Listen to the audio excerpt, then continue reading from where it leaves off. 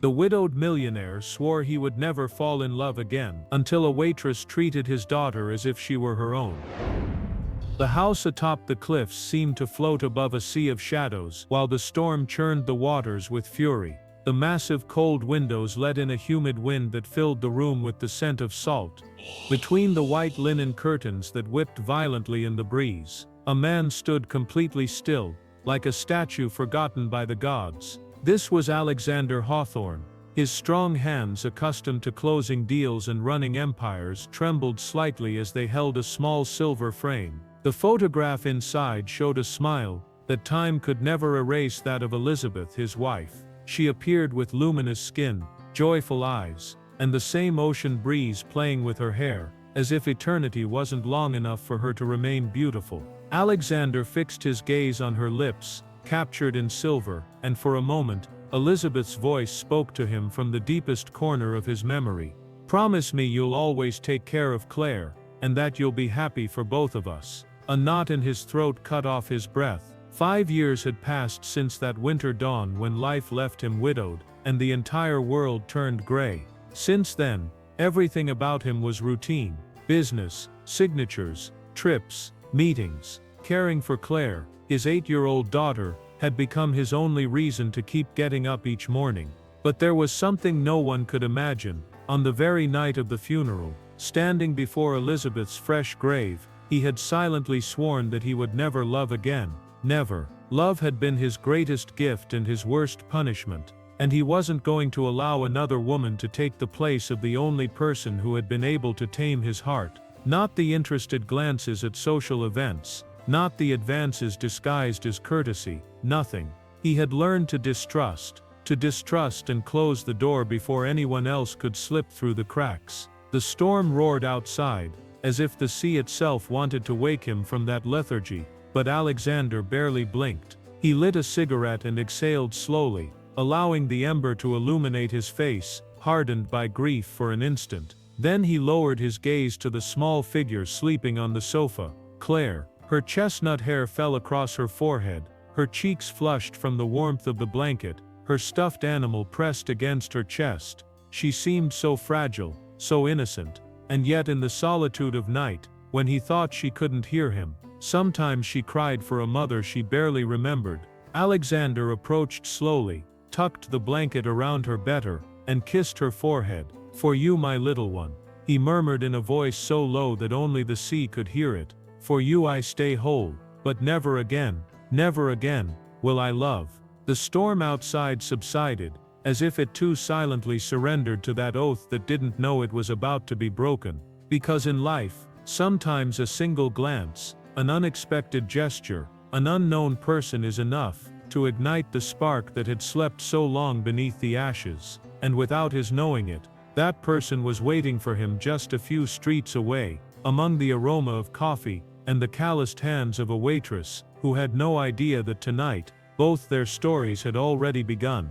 If you also believe that destiny has mysterious ways of uniting souls, subscribe now and join us in this story, because it's only just beginning. In another corner of Millbrook, while the storm slowly died over the shingled roofs and harbor boats, a young woman hadn't finished her shift yet. The sound of the bell above the small café door had become part of her breathing, metallic and routine, like the beats of a heart accustomed to exhaustion. This was Emma Rodriguez, her hands red from the heat of the cups and the cold that seeped in every time someone opened the door. The white apron, already splattered with coffee, sugar, and drops of milk, her cheeks always slightly damp, not because she cried, though sometimes she did, but because at the end of each shift she had to scrub the floors until they gleamed. Harbor View Café was her refuge, and her condemnation, a place where the salty breeze entered without permission, and the smell of the sea mixed with the sweet aroma of freshly baked pastries. Each table reminded her of a postponed dream. Each customer reminded her of how much she'd had to give up to stay on her feet. Emma had been there almost 8 years, since her younger brother Michael's illness stole any other possibility from her. She was barely 18 when her mother died, and the world left her alone in charge of everything. Michael, with his persistent cough and weak heart, became her reason for being. Studies fell by the wayside, along with hope for something different. Life didn't give her time to dream. But even so, everyone who entered the cafe agreed on one thing: in those dark, bright eyes there was something they couldn't define. An intact tenderness, a sweetness that neither unpaid bills nor sleepless nights had been able to completely erase. That night, while she dried the last of the empty tables, and listened to the waves crash against the pier across the street, she sighed deeply.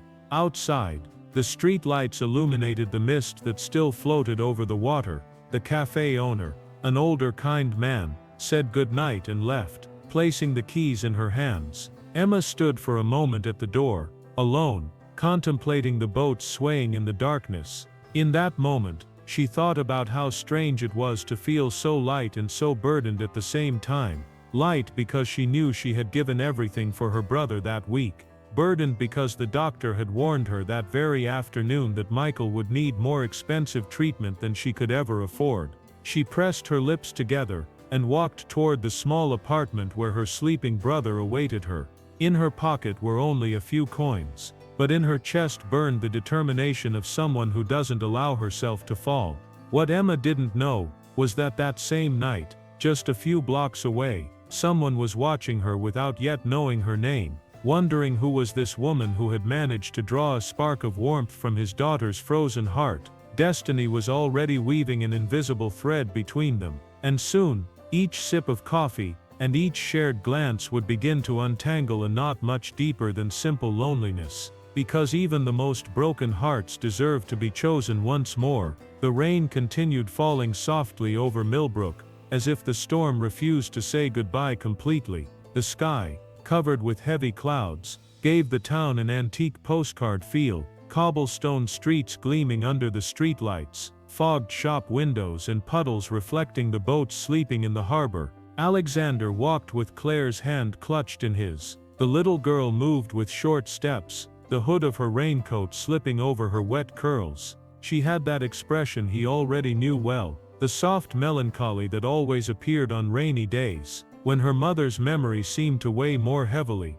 They had left the house on the doctor's recommendation. Let her breathe fresh air, let her see people, he had said, as if childhood sadness could be dispelled with a simple walk. Alexander wasn't convinced, but he couldn't refuse when Claire asked to go out. So they ended up at the harbor, walking aimlessly, until the rain intensified, and he sought shelter in the first place he found. Harbor View Café. The tinkling of the bell announced their entrance. The immediate warmth and aroma of freshly ground coffee enveloped them both as they crossed the threshold. It was a small, simple but cozy place. Light wooden tables, embroidered curtains, the soft murmur of the radio in a corner.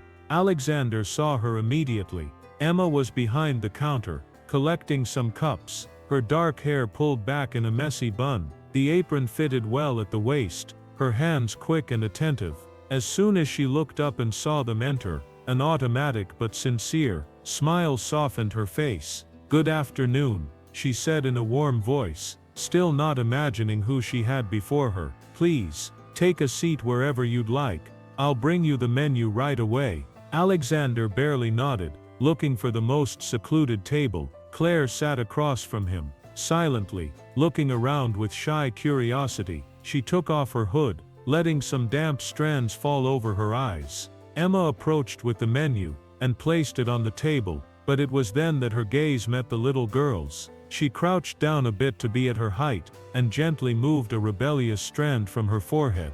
"You know," she said to Claire, as if Alexander didn't exist. "Brave little girls are always cold on rainy days, but it doesn't matter, because then the sun comes." Claire blinked and offered a shy smile, one of those scarce smiles that Alexander hadn't seen in months. Something inside him, something that had been sleeping, shrouded under layers of broken promises, stirred violently. Emma straightened up and gave Alexander a respectful look, without a trace of ulterior motives, as if he were nothing more than another wet customer seeking warmth. That naturalness disconcerted him, more than he was willing to admit. While Emma walked away toward the bar, Alexander couldn't help but follow her with his eyes. There was something about her, something he couldn't name, but that made him lean toward Claire and say, without thinking too much, "Would you like a piece of cake, sweetheart?" She nodded, and in that instant Alexander realized he couldn't remember the last time he had asked what she wanted.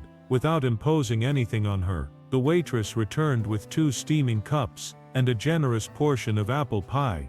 When she placed it in front of Claire, she again gave her that knowing smile that lit up the entire room.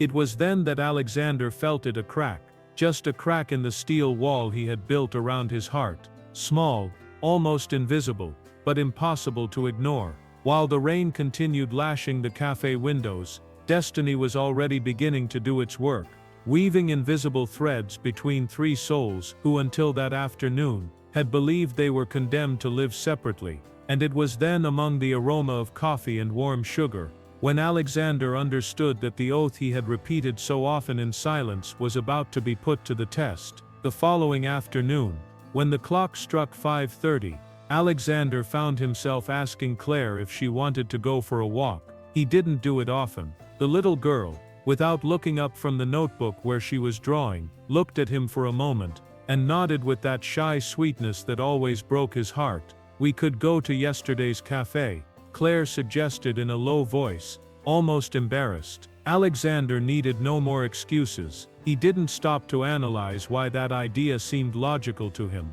why he didn't choose another place. He didn't even try to convince himself that he was doing it for Claire, at least, not with too much conviction. He put on his coat, wrapped Claire's scarf around her, and they left, heading to the harbor again, with the salty breeze slipping through Millbrook's narrow streets. The cafe welcomed them with the same comforting warmth. The sound of the bell above the door, the radio's murmur, the sweet aroma of baking pastries, and there she was, Emma, as if she hadn't moved from her spot since the day before, with her sleeves rolled up, and her cheeks slightly flushed from the kitchen's heat. She looked at them enter and smiled, naturally, without surprise, as if she had been waiting for them. That smile, Alexander thought, was unlike anything he had seen before. Oh. They took the same corner table, and Claire immediately took out her colored pencils. Emma approached to take their order, always kind with both of them, but especially attentive to the little girl. "You look better today," she told Claire. Sure, it's because of yesterday's cake." The little girl laughed quietly. Alexander forced himself to look away, so Emma wouldn't notice how he watched her from the corner of his eye. But the way his daughter responded to this woman left him defenseless. He had seen so many nannies, governesses, relatives trying to comfort her unsuccessfully, and now 2 soft words from a waitress were enough to ignite in Claire a spark that he hadn't managed to recover in 5 years. That night, back in his house facing the cliffs, Alexander stayed awake longer than usual. Leaning against the window, he lit a cigarette and watched how the harbor lights twinkled in the distance. Each puff of smoke mixed with the disturbing sensation that something inside him was moving, pushing against the armor he had built since Elizabeth's death. He remembered Emma's hands when they gently moved a strand from Claire's forehead, the warm gaze, the way she bent down to her height, of paying sincere attention, without fear of getting her hands dirty. And he also remembered the words he had repeated so many times in front of his wife's grave. "No one will take your place. No one." But that night, with the echo of his daughter's laughter still floating in his memory, Alexander found himself wondering if perhaps that promise had been a way of hiding, an excuse not to face the fear of losing again. The next day he returned to the café, and the day after that too. At first he justified it by saying it was good for Claire, that the little girl needed to be distracted, to adapt, to get used to seeing kind faces again. But over time, Alexander stopped deceiving himself. It was because of her. It was because of Emma. It was because of the way she moved among the tables, because of the discreet laughter she shared with Claire, because of the feeling of home that seeped into his bones every time he crossed the café door. One day he found her sitting in a corner, alone, filling out some invoices after closing. From outside, he saw her put her hands to her face, rubbing her eyes with exhaustion. And for the first time in years, he felt the irrepressible impulse to cross the street, to knock on that door, to ask if she was okay. But he didn't do it. He stayed there, on the sidewalk, invisible in the twilight, smoking in silence, fighting against desire and fear. And while he watched her, he understood that what he felt wasn't a passing whim. It was a crack that was growing, slow but steady, in the wall that he himself had sworn no one would tear down.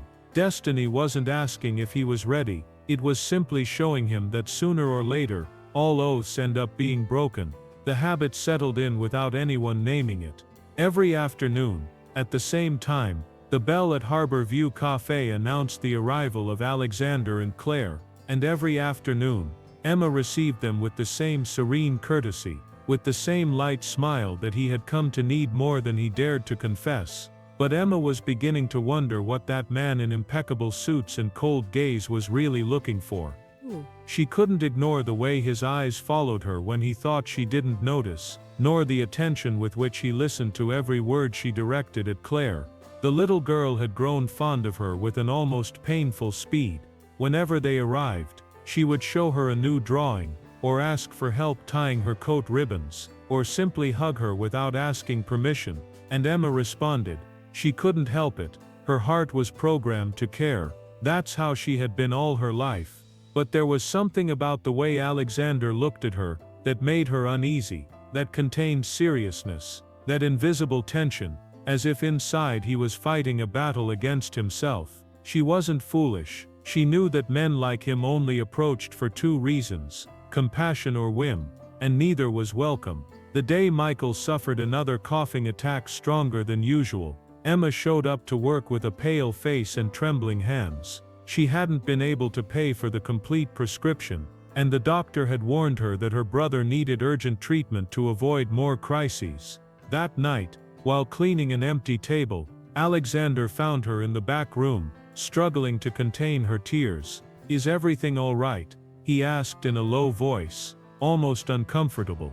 Emma turned abruptly. "Yes," she lied, drying her hands on her apron. "Everything's fine." But Alexander didn't believe a word. The next day, leaving the cafe, Emma found an envelope in her purse. Inside, several new bills and a short note. "For whatever your brother needs. It's not charity.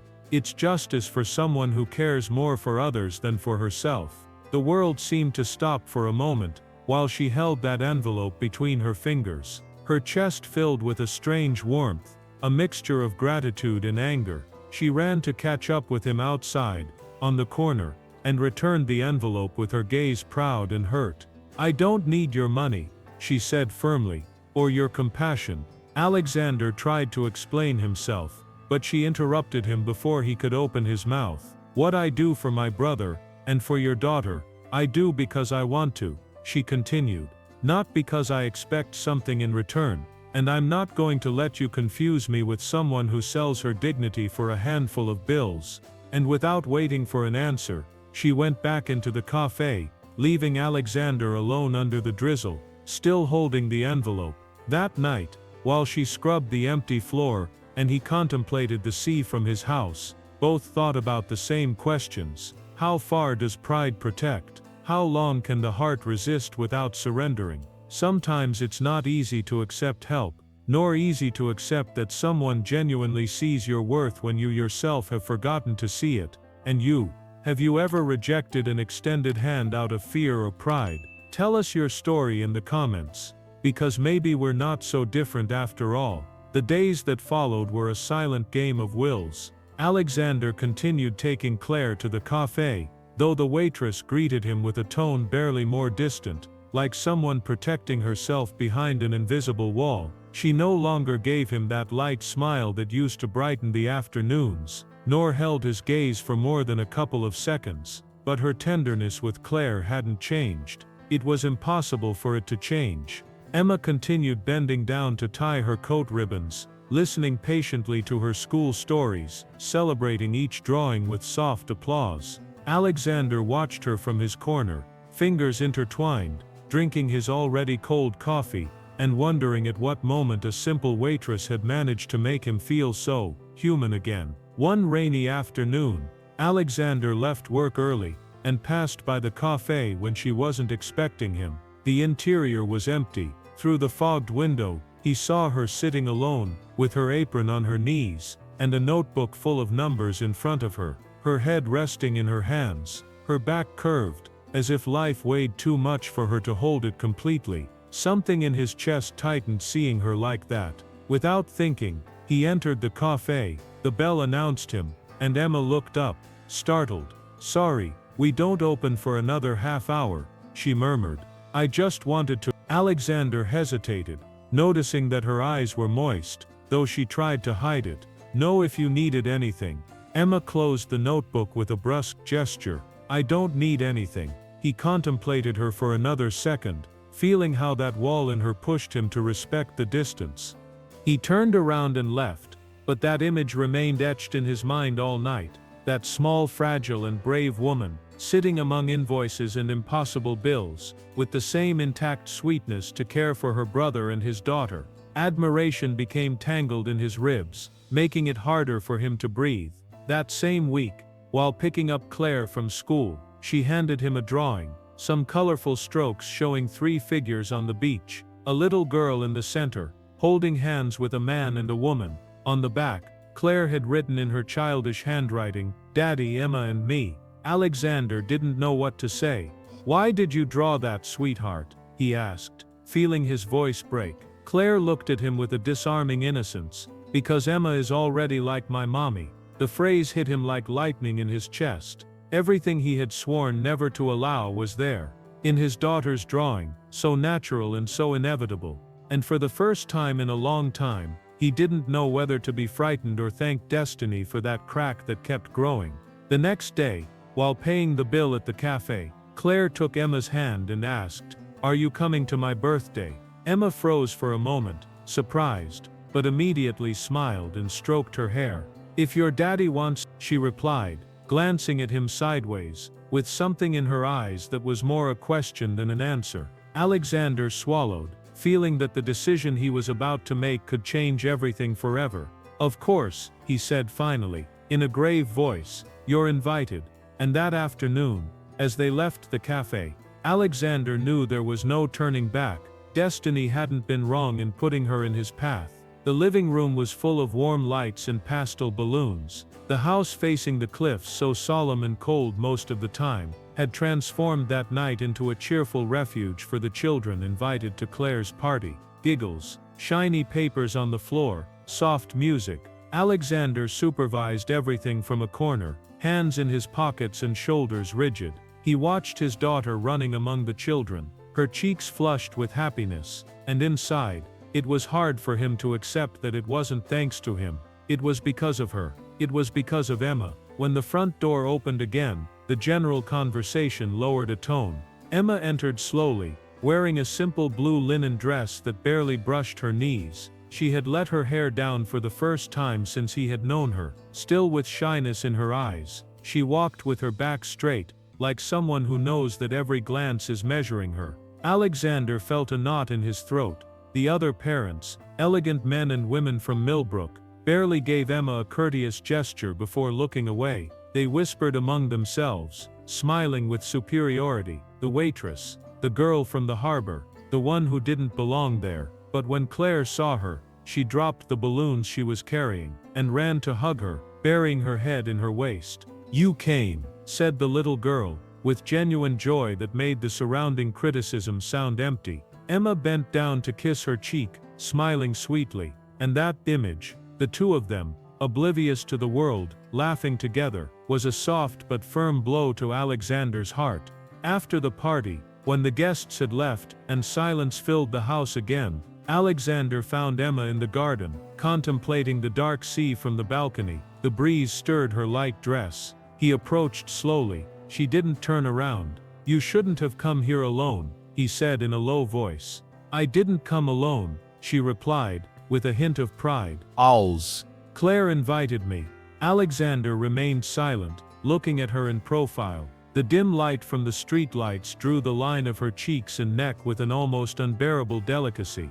"I don't know what you're doing to me," he murmured. Finally, "I don't know why you keep coming, when you have every reason to stay away." Emma looked down, gripping the railing with her hands. "Because she needs me," she replied softly. "And sometimes I think you do too."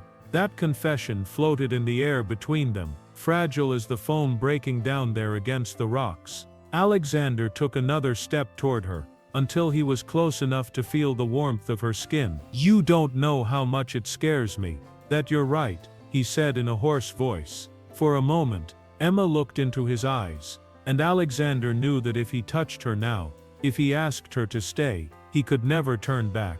But he didn't do it, because there were wounds in both of them, that still didn't dare to show completely. The sea breeze enveloped them with its salt and cold, and that night, each returned to their solitude, but carrying in their chest the certainty that they were no longer as alone as before. The next morning dawned gray and windy. Rain fell in gusts over Millbrook, sweeping the harbor streets with a piercing cold. Alexander found himself alone in his office again, reviewing papers without really reading what they said. He couldn't get the image of Emma in the garden out of his head, with that mixture of tenderness and pride that always left him halfway between approaching and retreating.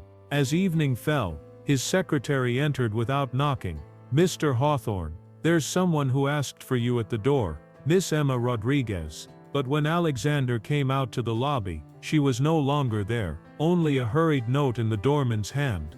"I can't keep seeing you both. It's better this way. Take care of Claire." His heart lurched. He looked for her by instinct at the café, but the lights were already off. Then he headed to the pier, and there he saw her, standing in the rain, with her coat soaked and her gaze lost on the horizon, like someone forcing herself to be strong even though she was crumbling inside.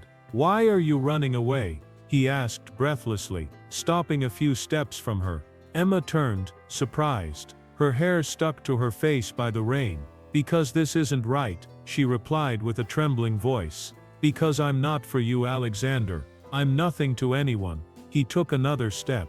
"Don't say that. It's the truth. I have nothing to offer. I can't even promise you that tomorrow, my brother will still be alive, and you have a whole world that will never be mine." Alexander looked at her, feeling that her words hurt him more than any physical distance. "I lost everything once too," he said, lowering his voice, "and I swore I would never love again." Emma looked away, biting her lip to keep from crying. "Then don't break your oath for me." "Too late," he confessed. "I'm breaking it every time I see you." The words hung suspended between them, broken and true, but Emma didn't accept them. She took a step back, turned, and disappeared into the pier's fog. That night, Alexander found himself standing before Elizabeth's grave, under the rain, hands in the pockets of his soaked coat.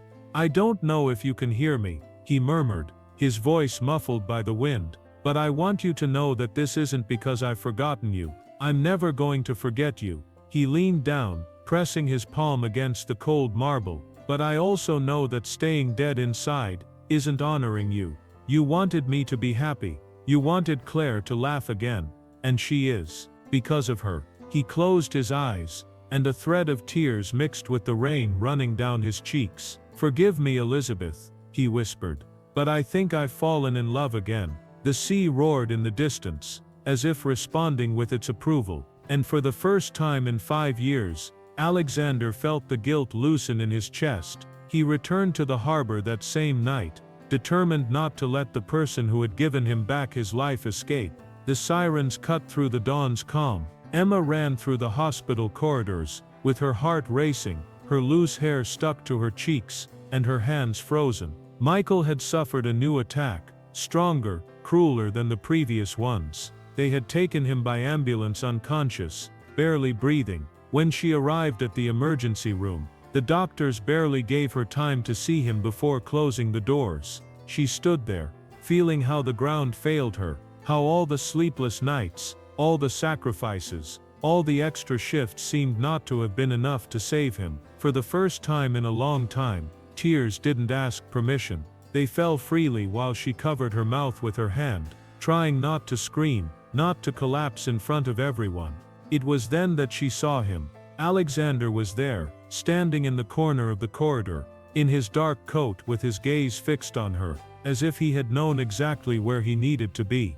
Emma looked at him, incredulous, unable to say a word. He approached slowly, without haste, as always, but with a determination in his eyes that she had never seen. "It's over," he said softly, like someone speaking to a frightened child. You don't have to carry this alone anymore. She closed her eyes upon hearing those words. She felt how her body, finally, yielded, how the weight dissolved into muffled sobs while Alexander held her, strong and serene. He didn't ask anything. He didn't try to convince her of anything. He just held her, covering her with his coat, letting her cry into his chest, everything she had kept for years. "You can't," she murmured through tears. "You can't take care of me too." But Alexander tilted his head, and whispered in her ear, with a tenderness that disarmed her, "Of course I can, because taking care of you is the only way I take care of myself too." The doctor appeared shortly after with a more reassuring report.